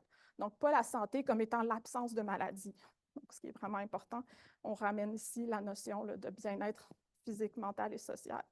Puis, finalement, c'est quelque chose que j'imagine que vous n'avez pas vraiment vu mis de l'avant avant. On ne le voit pas souvent, mais moi, je le trouve très intéressant. C'est une notion d'un droit culturel qui envisagerait le droit à la beauté. Donc, une forme de justice esthétique ou de justice sensorielle. Puis, ça peut avoir l'air un peu loufoque au vu de tous les autres droits, mais en fait, si on regarde derrière, qu'est-ce qu'une justice sensorielle? Bien, essentiellement, si on habite dans un endroit qui a un haut niveau de pollution sonore, un haut niveau de pollution de toutes sortes de types de pollution, est-ce que réellement on est capable dans ces espaces-là de décompresser, de relaxer, d'avoir accès à un espace qui est favorable à notre bien-être? La réponse, c'est non. Donc, au-delà de quelque chose on est dans quelque chose de beaucoup plus profond que juste une apparence, mais on est dans une expérience vécue, donc le corps dans l'espace. Donc, les droits à la participation en matière d'aménagement, plusieurs articles. Donc, Hart reconnaissait, je pense, 8 articles, articles qui valorisent l'implication de la participation en matière d'aménagement. L'article 12 est populaire aujourd'hui, mais de manière générale, on a une faible reconnaissance du droit des personnes adolescentes de participer aux prises de décision en aménagement. On a tendance à les considérer comme un problème à gérer. Donc, que ce soit pour contraindre, circonscrire, repousser, plutôt que d'inclure, de favoriser le dialogue intergénérationnel pour réduire les conflits. Donc, c'est cette approche-là que j'essaie de promouvoir un changement dans cette mentalité-là, de transformer cette façon-là de voir pour pouvoir mieux inclure dans les décisions.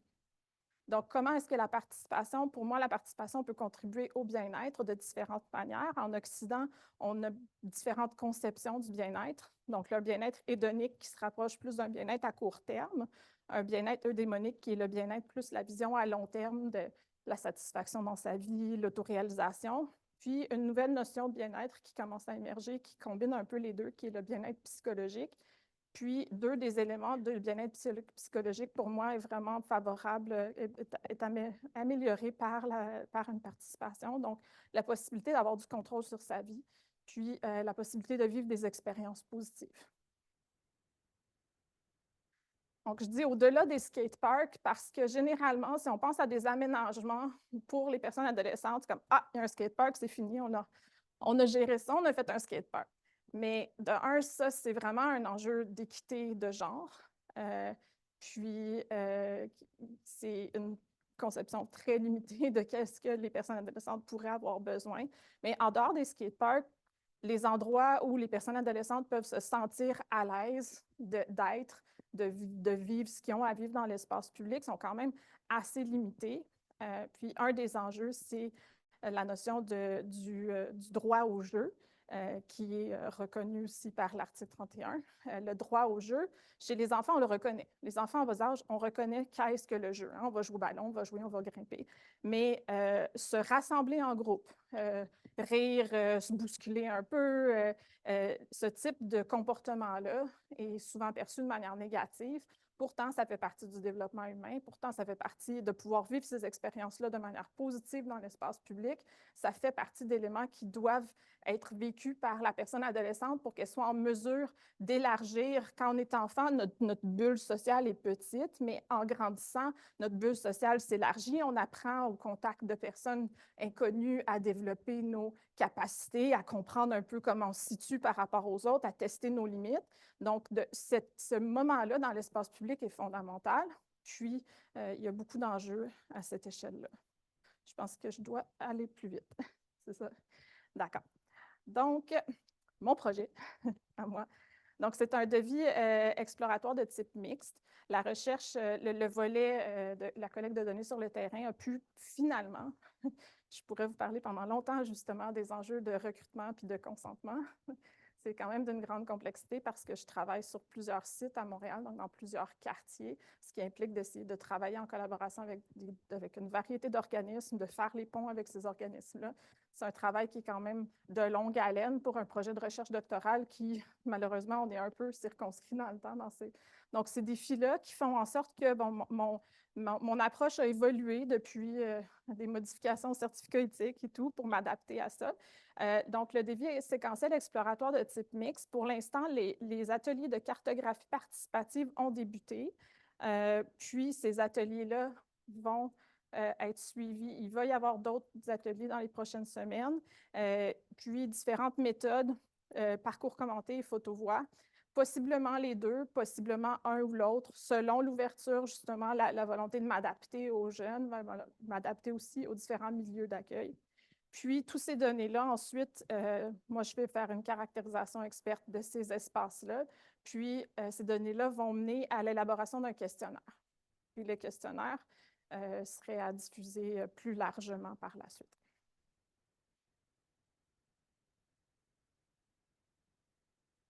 Donc, je pense que je vais passer rapidement à, peut-être, je vais laisser un peu la méthode de côté. Puis, donc, les données ont commencé à être collectées. Je vais voir des personnes qui ont plus de 18 ans aussi parce que parce qu'il y a eu des enjeux, justement, ça a été difficile d'avoir accès à certains jeunes. Puis, ça permet de voir aussi un portrait qui permet de regarder un peu l'expérience passée versus l'expérience actuelle. Donc, par exemple, cette personne-là de 18 ans me parlait au moment de l'adolescence, puis à travers les dernières années.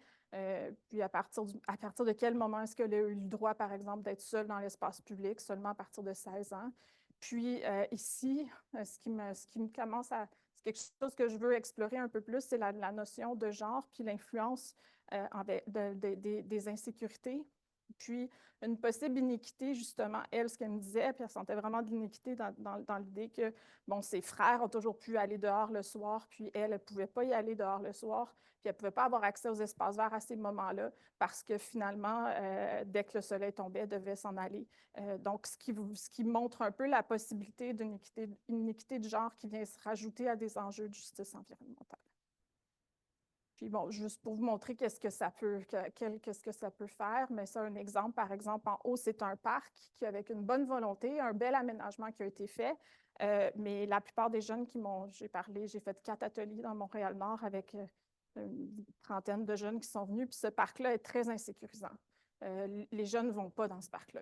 Même s'ils habitent à proximité, il y a beaucoup de jeunes qui ne vont juste pas dans ce parc-là. Il y a des dynamiques sociales qui se passent dans ce parc-là qui font en sorte qu'ils n'ont pas envie d'y aller, ils ne se sentent pas en sécurité. Donc, c'est sûr qu'il y a des gens qui les utilisent, ces espaces-là, mais l'infrastructure comme telle était perçue de manière positive.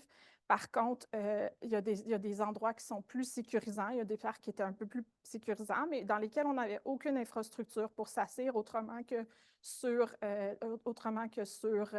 des estrades sportives, donc pour pouvoir relaxer puis passer des moments soit par soi-même ou en groupe.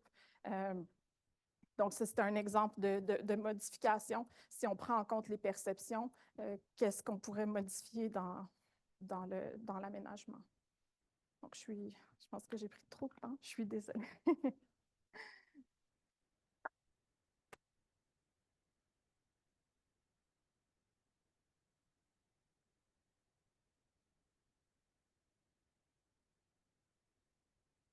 Merci bien. On aura le temps d'en discuter un petit peu plus. Là, on va commencer la dernière présentation de cette session avec Antan Yang, que vous connaissez maintenant, qui est chercheuse à l'Institut universitaire de première ligne en santé et services sociaux du CIUS de l'Estrie et professeure associée à l'École de travail social de l'Université de Sherbrooke. Et Isabelle Anne Leclerc-Mallette, qui est chercheure d'établissement à l'Institut universitaire Jeunes en difficulté et professeure associée au département de psychoéducation de l'Université de Sherbrooke également. Et je pense que le PowerPoint est prêt, donc je vais vous passer à celui-là. Je ne sais pas qui commence.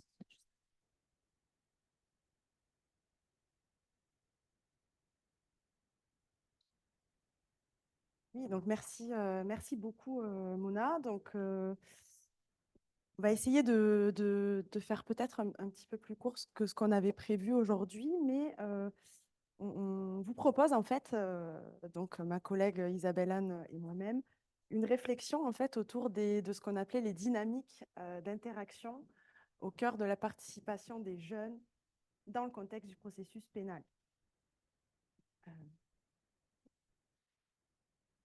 Donc, une partie de notre présentation va être consacrée en fait à présenter quelques résultats saillants qui ont été produits autour d'une recherche postdoctorale que j'ai menée il y a quelques années. Et je tenais à remercier, voilà, dans le cadre de cette présentation, Martin Goyette et Natacha Brunel qui m'ont permis de réaliser cette recherche postdoctorale avec le soutien d'une bourse.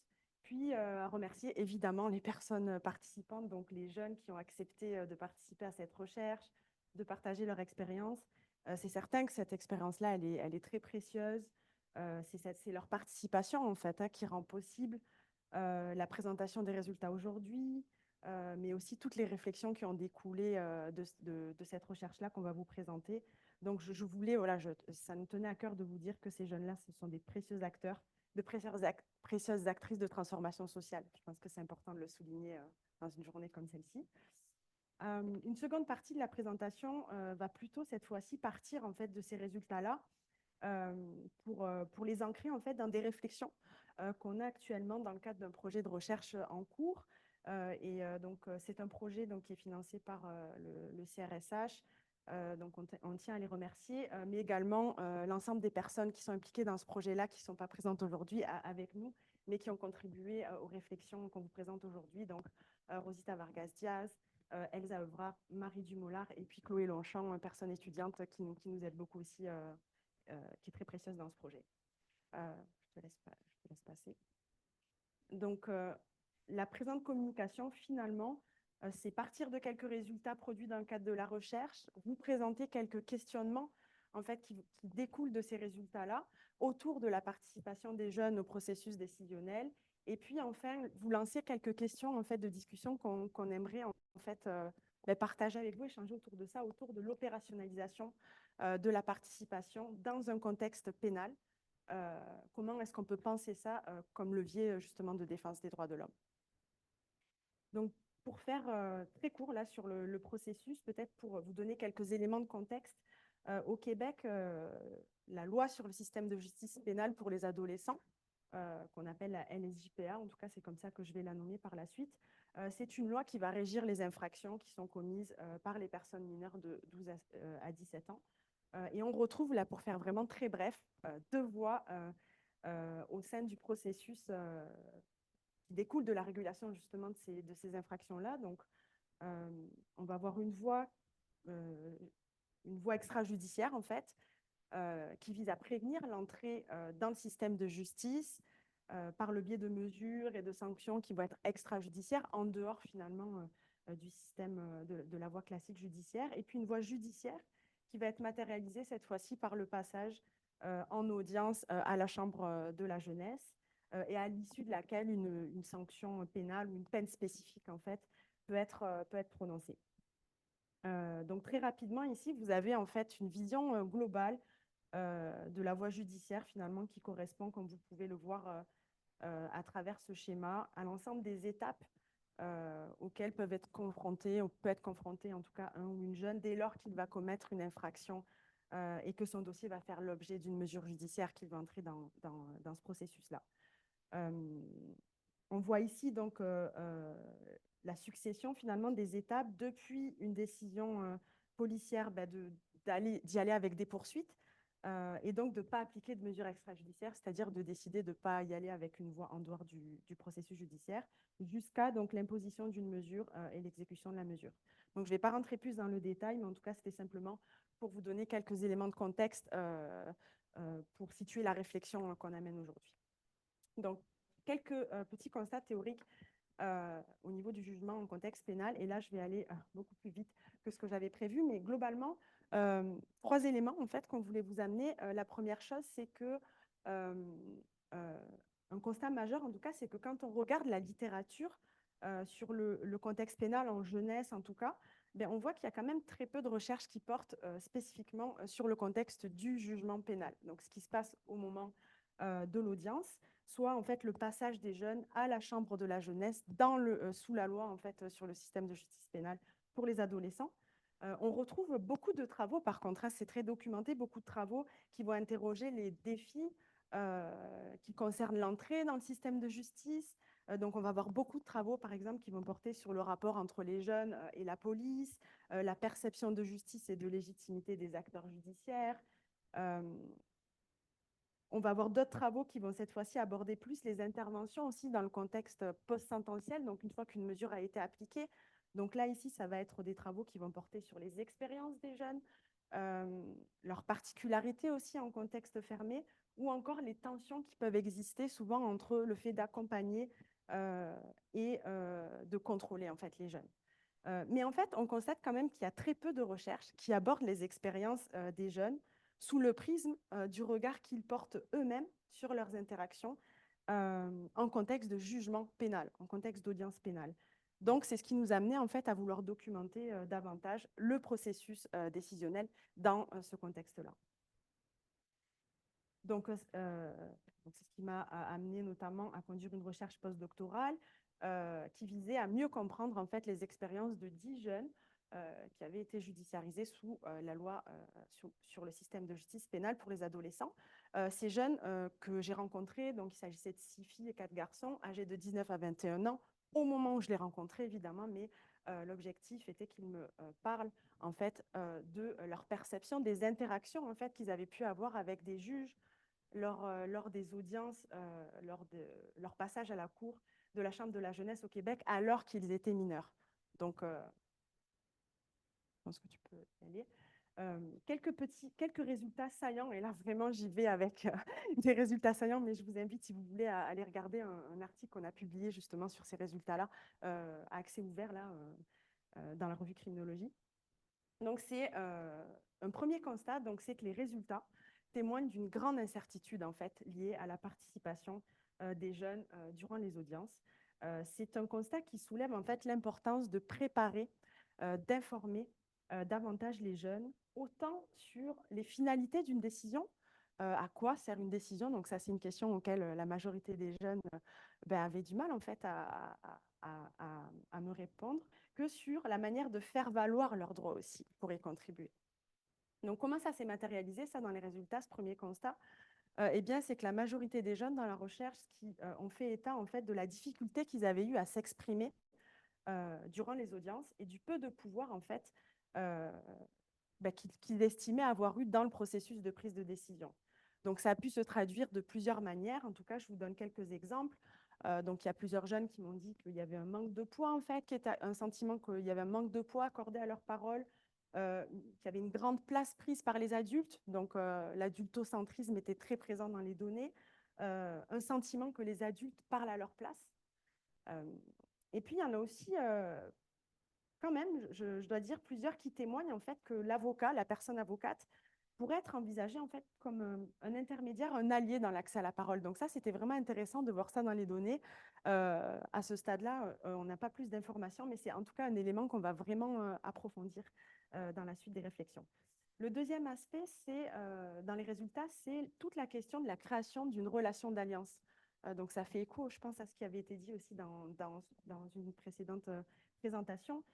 Donc ici, c'est le fait que la création d'un espace sécurisant durant les audiences peut contribuer à une meilleure compréhension en fait des réactions des jeunes aux décisions et à leur volonté de s'engager dans un processus, en tout cas d'intervention ou de changement. Donc ça peut passer, comment ça s'est traduit? Donc ça peut passer par un sentiment de relation privilégiée avec un juge ou une juge en particulier.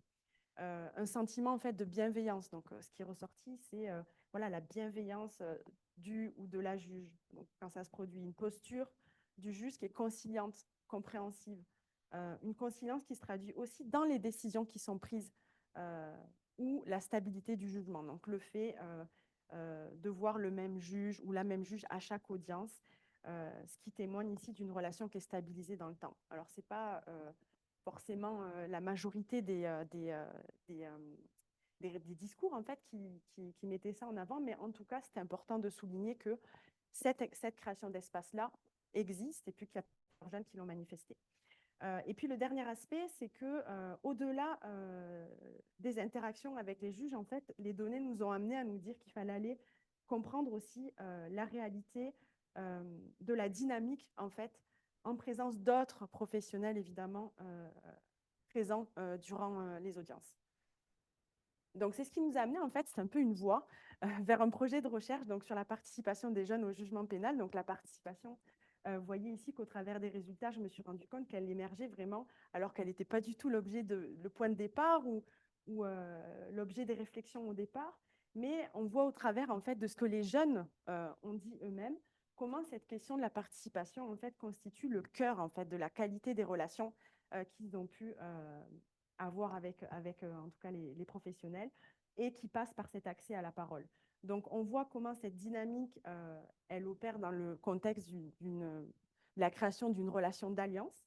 Quand cette relation est stable, singulière, qu'elle existe, elle constitue un espace vraiment de parole qui est privilégié pour ces jeunes-là, tant dans leur capacité à pouvoir s'exprimer que dans les informations qui vont leur être transmises, les deux étant évidemment interreliés. Donc, c'est ce qui nous a amené en fait à proposer une réflexion sur une forme différente que pourrait prendre la participation dans les recherches. En effet, donc ici, il ne s'agit pas forcément de parler de la participation comme objet de recherche en tant que tel, objet théorique, mais plutôt comme un objet de problématisation en fait de la recherche ou comme une analyse en fait des rapports que les jeunes disent eux-mêmes et elles-mêmes entretenir avec divers acteurs. Donc on voit comment ça émerge vraiment de la relation. C'est ça qu'on est allé explorer. Donc ce projet de recherche, pour vous en dire quelques mots, c'est un projet de recherche qui s'intitule donc l'interaction et la participation, les jeunes au cœur du jugement pénal au Québec, et qui vise à mieux comprendre comment cette participation elle va s'actualiser au travers des interactions que les jeunes vont avoir avec différents professionnels du système pénal durant les audiences, avec au niveau méthodologique des observations ainsi que des observations d'audience, donc en SJPA qui sont publiques, ainsi que des entrevues en fait auprès d'une diversité d'acteurs et d'actrices pénaux. Donc on pense évidemment aux avocats, avocates, procureurs, poursuites criminelles et pénales, les juges, délégués jeunesse, intervenants en centre jeunesse, pour avoir vraiment une visibilité assez large de cette question. Et puis l'idée, c'est quand même aussi de rendre visibles les spécificités territoriales de ces expériences-là. Donc 3 territoires sont visés par la recherche, Sherbrooke, Québec et Montréal. Et puis je vais laisser du coup la parole à ma collègue pour la suite, et le micro aussi. Je vais le tenir. J'espère que vous allez bien m'entendre. Donc, ben oui, en fait, à partir de ce nouveau projet-là, où maintenant je me suis impliquée auprès d'Anta et les autres collègues qu'on vous a présentés aussi dès le début, mais qui ne pouvaient pas être présentes, ben évidemment, ça fait écho aux définitions de la participation, parce qu'on s'est vite rendu compte qu'on parlait tous de participation comme aujourd'hui, mais on n'avait pas nécessairement toute la même perception de ce qu'était la participation dans les faits. Et donc, c'est pour ça qu'on veut revenir ici, prendre un pas de recul et vous présenter une définition de la participation, plutôt des éléments de définition de la participation qui peuvent nous permettre peut-être de nous éclairer sur de quoi on parle et qui vont reprendre des éléments qu'on a vus dans toutes les présentations. C'est ce que je trouvais intéressant. Donc ici, je vous présente une petite définition toute simple qui était dans un document, en fait, qui a été fait par l'ONU pour un comité de jeunes participatifs. C'est une définition que j'apprécie. Ce n'est pas nécessairement une définition qu'on devrait peut-être adopter. Elle a peut-être besoin d'être bonifiée, mais je l'apprécie parce que, justement, elle est hyper accessible. Donc, la participation des jeunes, c'est le pouvoir de jouer un rôle actif dans leur propre développement, et dans le développement de leur communauté. Donc, ce n'est pas plus compliqué que ça. Ça a l'air hyper accessible dit comme ça. On voit que cette simplicité-là cache tout de même des enjeux et une complexité quand même assez importante. Donc, ça me rappelle ici, là, tout à l'heure, dans la vidéo du jeune des comités enfants experts, là, la petite Alex qui nous disait « on veut changer le monde », bien, c'est exactement ça. Toutefois, évidemment, la participation, il faut le voir comme quelque chose, tu peux rester, non, en fait, tu peux rester sur cette diapo, comme quelque chose qui se développe. On n'est pas avec nécessairement les capacités innées à participer. Il y a des compétences à développer.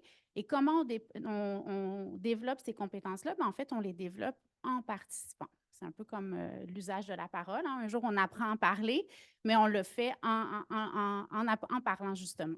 Donc, les jeunes enfants doivent avoir des opportunités de participer pour pouvoir développer leurs compétences au fil du temps. Et ça, c'est un premier enjeu, en fait, qu'on va voir au niveau de la participation, c'est que les enfants dans la société n'ont pas tous les mêmes opportunités de participer, notamment selon le statut socio-économique, par exemple, mais il y a plein d'autres facteurs qui vont faire en sorte qu'il y a des enfants qui ont plus ou moins de chances, d'opportunités de participer et donc de développer leur sociabilisation à la participation. Tu peux changer. Donc, par rapport à ce que je disais, il faut voir la participation comme un processus qui consiste à impliquer les jeunes dans les institutions et les décisions qui affectent leur vie. Donc, je vais amener plusieurs éléments ici supplémentaires à la première définition que je vous présentais, justement pour étoffer cette définition-là de la participation. La définition, vous l'avez dit, là, ça semble être de la redite, mais je veux quand même amener certains éléments plus précis. Donc, la participation est un droit. Tu peux appuyer pour... voilà. Et donc, on le sait, hein, c'est dans la Convention. La Convention, elle date quand même, j'ai bien aimé en introduction, là, on a dit peut-être qu'elle est un peu dépassée, la Convention, ça date quand même de 1989. Ça a été adopté au Canada et au Québec même en 1991. Donc, le Canada et le Québec se sont engagés à faire respecter, à faire connaître les droits. Quand on regarde les droits de la Convention, on voit que ce n'est pas tout à fait le cas, en fait. Et c'est le cas pour le droit de la participation, qui est l'article 12. Tu peux changer, que je ne vais pas relire parce que là, on l'a vu à peu près 10 fois ce matin, mais je voulais simplement vous amener sur certains points. Par exemple, on voit les enfants qui sont capables de discernement. Qu'est-ce que ça veut dire? Comment on évalue ça? La Convention ne nous donne pas vraiment d'éléments pour pouvoir s'avancer un petit peu plus là-dessus. On parle aussi beaucoup d'exprimer, d'être entendu. On sait maintenant que ce n'est peut-être pas suffisant non plus pour parler de participation véritable, réelle. On parle aussi de l'âge. Je trouvais ça intéressant. Dans la présentation au niveau de Montréal, là, il y a des enfants qui, dès l'âge de 3-4 ans, pouvaient participer. Comment on évalue justement à quel âge et le degré de maturité qui est suffisant pour pouvoir se faire entendre et avoir un impact sur les décisions. Et on voit aussi que la possibilité de participer doit être aussi, ça doit être dans les procédures judiciaires et administratives.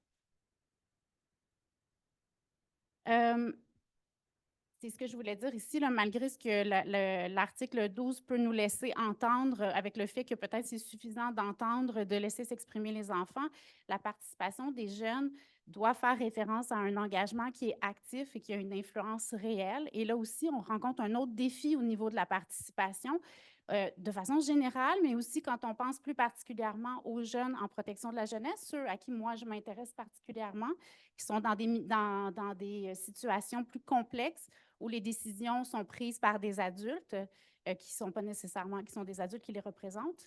Et là, si on pense aux jeunes en LGPA, on s'imagine que c'est peut-être encore plus compliqué à appliquer cet élément-là de définition. Je vous parle du modèle de Lundy qui a été aussi présenté aujourd'hui rapidement. Donc, Lundy, en fait, ce qu'elle a voulu faire, c'est rapporter 4 éléments, des conditions, en fait, pour qu'on puisse parler de participation véritable. Donc, on a d'abord l'espace, qui est l'espace relationnel où l'enfant peut se sentir bien de participer. On a ensuite, je ne sais pas lequel va venir, tu peux, ah oui, voilà, la voix.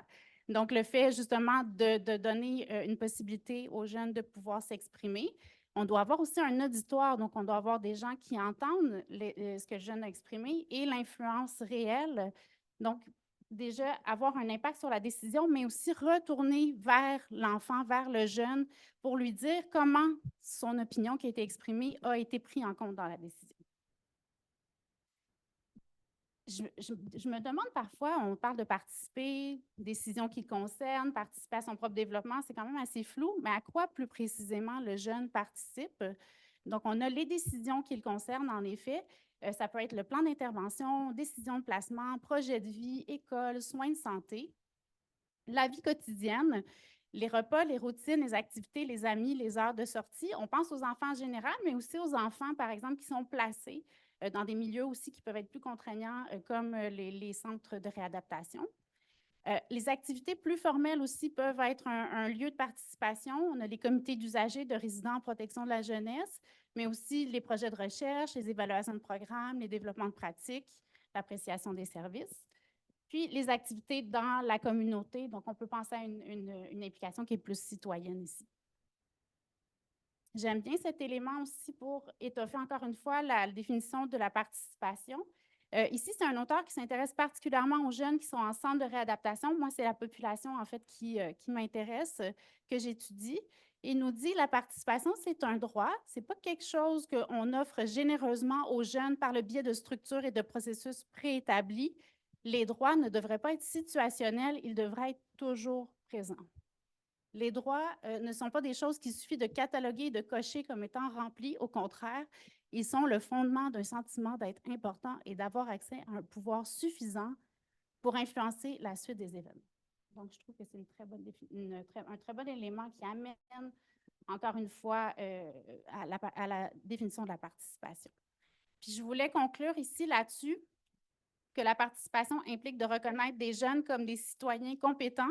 On a une belle représentation ici de citoyens compétents volontaires. Il faut se rappeler aussi que les jeunes en LGPA, en protection de la jeunesse, n'ont pas toujours cette représentation-là. On a des jeunes qui sont vulnérabilisés, qui sont parfois marginalisés et on a parfois tendance à discréditer au niveau de leur participation par des biais conscients ou inconscients. Il y avait juste... Mais en fait, c'est ça en fait. Donc là, on a fait un pas de recul sur la participation en général, mais on voulait conclure ici sur notre constat, en fait, dans la recherche d'ANTA avec laquelle on est en train de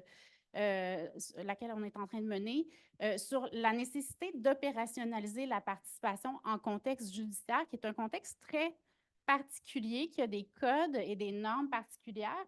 Et nous, en fait, ce qu'on s'est dit, c'est qu'il faut qu'on trouve une façon justement de l'opérationnaliser pour pouvoir l'observer, autant dans les observations d'audience qu'on va faire, mais également lorsqu'on va faire des entrevues avec les différents acteurs. Aujourd'hui, on n'a pas de réponse pour vous sur comment l'opérationnaliser, malheureusement, mais on a des questions qu'on veut déposer et qui pourront peut-être être discutées plus tard. Donc, comment s'actualise la participation des jeunes lorsque la place à la contribution est limitée? Comment la participation telle que conçue théoriquement peut être appliquée de manière effective, en particulier dans le contexte judiciaire? Puis, est-ce que la prise de décision, est-ce que c'est possible qu'elle soit co-construite dans ce contexte-là? Donc, j'espère qu'on aura l'occasion de pouvoir en discuter après la présentation. Merci beaucoup.